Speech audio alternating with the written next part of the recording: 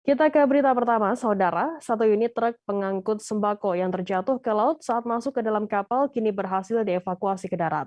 Truk pengangkut bahan sembako jatuh ke dalam laut saat akan memasuki kapal di dermaga pelabuhan penyeberangan Melabuh, kawasan Desa Gampong Jat, Kecamatan Samatiga, Kabupaten Aceh Barat pada Rabu 6 April lalu.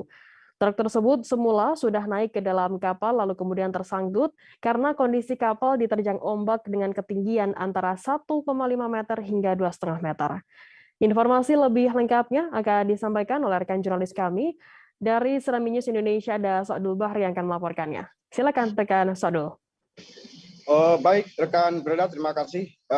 Saudara, dapat kami laporkan bahwa peristiwa terjatuhnya satu unit truk pengangkut sembako tujuan Simelu yang terjadi pada 6 April lalu di pelabuhan penyeberangan di Gampong Jat, Kecamatan Samatiga, Kabupaten Aceh Barat, berhasil dievakuasi oleh PT Jasa Harja pada 8 April, yaitu pada Jumat malam, di mana sejumlah kerugian yang dialami oleh pemilik truk tersebut yang mencapai ratusan juta itu berhasil dievakuasi, namun sejumlah barang sembako seperti kebutuhan bahan pokok, berikut juga ada sejumlah alat-alat elektronik yang berada di dalam truk besar tersebut,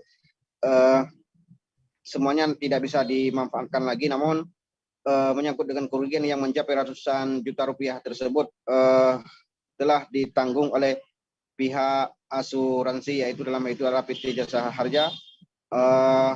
Berikut juga dalam peristiwa yang truk terjatuh ke dalam laut saat memasuki kapal penyeberangan menuju ke Kabupaten Simelu, tidak ada korban jiwa, namun sejumlah barang dan kendaraan tersebut terperosok, di mana sejumlah barang memang tidak bisa diselamatkan lagi, hanyut dan tenggelam di kawasan pelabuhan dermaga di Desa Gampong Jat, Kecamatan Samatiga. Demikian rekan Firda.